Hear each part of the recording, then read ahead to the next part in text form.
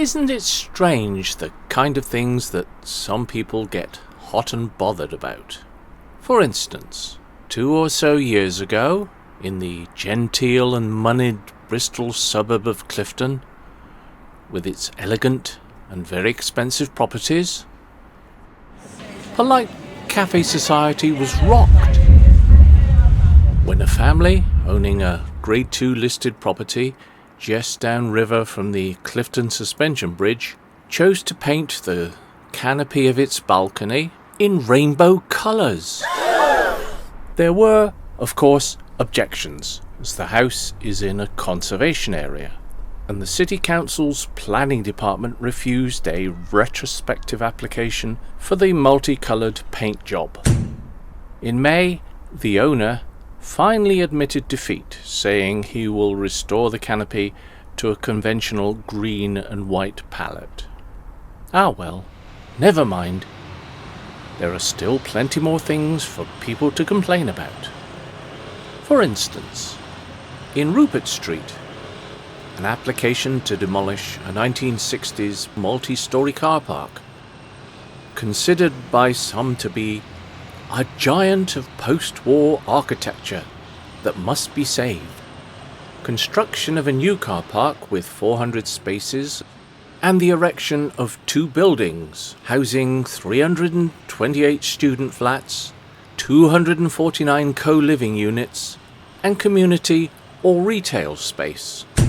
And just up the road, the demolition of the Premier Inn Hotel next to the Bear Pit, and the erection of 2 tower blocks, again of student flats and co-living units, one of which could reach up to 28 stories high, making it the tallest building in Bristol.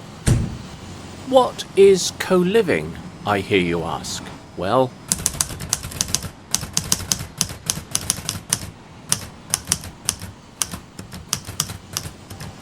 these proposed towers are proving rather controversial, with some objecting to the plans on the grounds that they will stand right next to Bristol's oldest building, the Grade 1 listed St James Priory. Of course, Bristol does have a few tall buildings in its central area,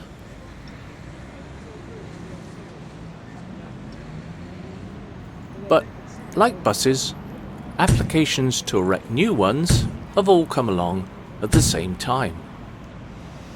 To complete this latest kerfuffle, just across from the Premier Inn site, the old Debenhams department store, which closed its doors in 2021. The store, empty for 3 years, would be knocked down to make way for a 28-storey tower block of 500 apartments. More than 100 people objected to these plans, claiming it would harm city centre views. Well, I suppose it depends on how or where you look at it. And if all this is not enough to be going on with, there are always the plans for the demolition of Bristol's Galleries shopping complex waiting in the wings.